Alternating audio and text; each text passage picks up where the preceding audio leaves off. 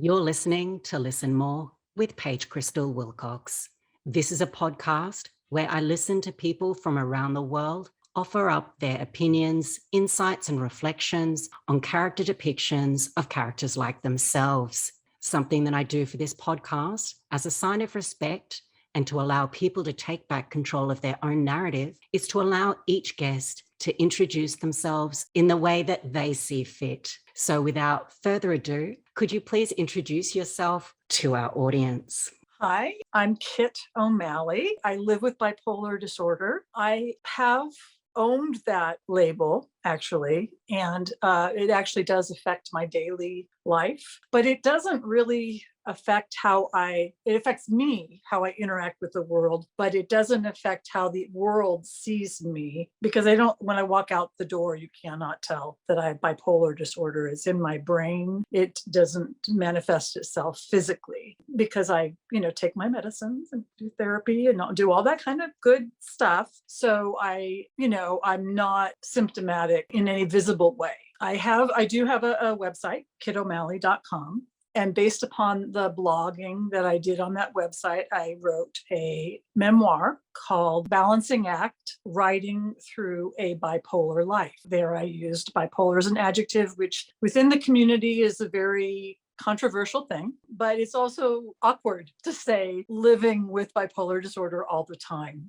And my tagline on my social media sites currently is bipolar writer and mental health advocate. And I've debated or am debating changing that. I do want to say that I live with bipolar disorder because that's a very big part of what I do, in my social media interactions. But how I say that, it's just, how do I use the label? Do I use it as an adjective, which is politically incorrect, but shorthand? Or do I write living with bipolar disorder, which is a mouthful? But I know that I say I'm an asthmatic, you know what I mean? I don't say I have asthma. I do say I have asthma also, but there are other things, that I don't have a problem with using as a label in terms of medical issues. People say I'm a diabetic. They don't say they do say I have diabetes too, but they often say I'm a diabetic, and there's no stigma attached to that. So really, I kind of own the label in a sense because, like the queer movement sort of owned the labels that were used to, I negrate them? I'm saying that wrong. I feel the same way about labels. There's no shame in having a brain disorder, in having a mental illness, as far as I'm concerned. I know my father, who had dementia. At one point, he was in memory care, and I said, "Do you know where you are?" And he said, "Yeah, I'm in a place for demented people." And I remember later, a social worker working in one of those communities said, "Yeah, the issue is the stigma we attach to dementia." That we have to say memory care or why should there be a stigma to having dementia? There's not in control of the people with the dementia that they have it. Although my father's alcoholism was a big part of why he had dementia. So it was an alcohol-related dementia, which is different than my mother's dementia, which was a vascular-oriented dementia, which is completely different cause and different in how it looks. So anyway, that's my introduction. And a little bit of why the struggle with language in terms of health issues broadly and mental health issues specifically. I definitely do appreciate the difficulty of that balancing act, I guess, between a simple label and something that is more an empowering statement. Right. I myself have a lot of different labels and the way we embrace them or reject them, that's hugely personal. Right. And I've had a very different experience than you have in life. My diagnosis didn't come until I was 39. My diagnosis before that was having depression and dysthymia, which is like a moderate level chronic depression. And I knew that my productivity and highs were higher than most people, but it didn't fit neatly into the categories that they had at that time. Bipolar 2 wasn't really used, and I had had an experience of psychosis and manic episode, but it was considered iatrogenic or caused by the antidepressants that I was on. As long as I was able to be stable on a different and lower dose antidepressant, I was not diagnosed as bipolar. Can I ask for a moment, just for the audience who might not know much about bipolar disorder? You mentioned bipolar 2. Is there a way you can let the audience know the difference between bipolar and bipolar 2? Yes, and forgive me for not explaining that. I currently am diagnosed as what's considered bipolar 1 disorder, or would have in the past, because I'm older, so it just would have been considered bipolar disorder. And that's a mood disorder that has both aspects of depression, which most people are familiar with what depression is. And I had aspects of suicidal ideation and just those thoughts that people with depression have, that they are not worthwhile, that the world would be better off without them, and suicidality. So that was sort of a chronic thing that I dealt with. And when I was 18, it was severe. It was a living hell. I would not wish that on anyone. Then on the flip side, someone with bipolar disorder has, and this disorder was once called manic depression. And honestly, manic depression is more accurate to me in that it's descriptive and it really describes it. Whereas bipolar is more clinical sounding and it doesn't, to me, accurately describe the experience. When somebody has mania, their symptoms can include feelings of euphoria, of religious euphoria, or just euphoria in general. That's beyond what most people have. And speeding thoughts. It can include psychotic thought process and destructive behavior, like hypersexuality and overspending, doing things out of control. And many people with this disorder, as well as with depression, but specifically very much bipolar disorder, self-medicate with substances. I, in my 20s, really liked marijuana. I wasn't like a stoner, but it did make me stupid and slow me down, which was a relief. People use alcohol in the same way. If you have any chance that you have mental illness, you should be seeing a for real prescriber before doing any kind of substance abuse to make sure that you are within a clinically healthy range. 100% agree. With some of those underlying conditions, sometimes they can be triggered by a substance and you can't come back from that. Correct. Yep. I remember my son when he was young and learning about these things, because I was always open with my son. I'm just a person who is always open by nature. It's just my nature to be open and I like to stand up against people's ideas of what somebody with mental illness or bipolar disorder specifically, or before depression, what that looked like, because I was a high functioning person. High functioning, but had to really rethink my life on different occasions. So I told my son, he asked me, because he was learning about substance abuse in school when he was young, and he said, do you think that the fact that you used marijuana triggered your depression? And I said, yes, very well could have triggered it. And it was self-medicating, so in either case, it wasn't healthy because I wasn't getting the proper medical attention that I needed. I was trying to do it myself and possibly creating the problem where it might not have been. And the prescribed medications actually definitely triggered bipolar disorder. So that's a risk too. With regard to depictions of bipolar in works of fiction or even in non-fiction stories, do you feel that it is well represented? I would say both misrepresented and underrepresented. There have been, and misrepresented only in that it doesn't show the breadth. It's a spectrum disorder, and there are people who are more functional or less functional. And I hate the term functional, but it gives you an idea that, there's people who illness is more responsive to treatment. And there's people whose illness is not responsive to treatment, like they've been through one medication after another medication, like they try so hard, and it's just, they're still very, very symptomatic. And that's unfortunate. But what's necessary is that those people who are high functioning are also represented. For example, I've been married for almost 25 years, and we've been together, 27, 28. a long time, since 1994. That's when we started dating. People don't understand that someone with a serious mental illness can still have successful long-term relationships and can be good parents. And it wasn't that being a good parent wasn't a struggle. It was. I think it actually always is. It's not an easy thing to do, but you can be an excellent parent and live with mental illness, including a serious mental illness. We may have done things differently if I had known that this was my diagnosis before I became a mother.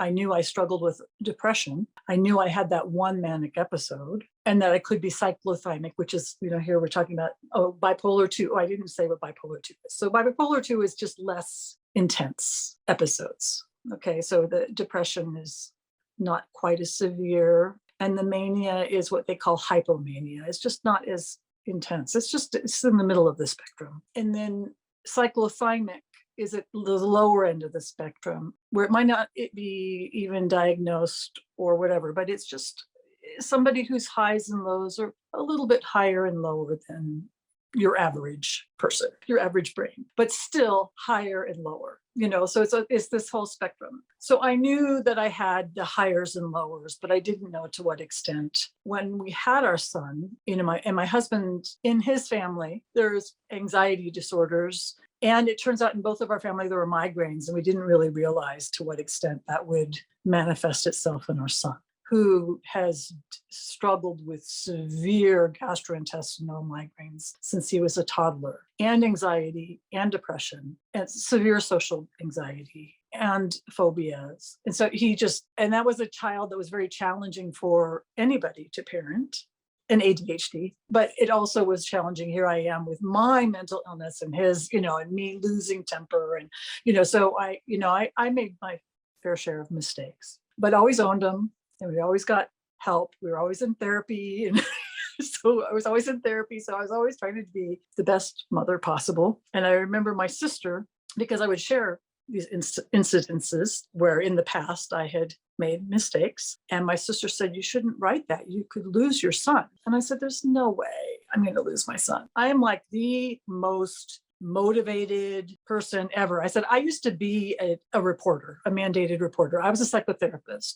and I worked with children. So I know what is considered a mandatable thing. And my mental health providers know I'm open with them. This is something I'm working on actively, so that I slapped my child. We went to his doctor right then, went through the whole thing. I said, it was wrong for me to do that, and then my son, he said what he said, we dealt with it in therapy and, all that kind of stuff. I didn't do that all the time. There were just a couple of incidences in his lifetime. And I'm sure that most parents have a couple of instances in which they've lost their temper. I felt like it's more important to be open about that so that people can identify and get help than to pretend it never happened.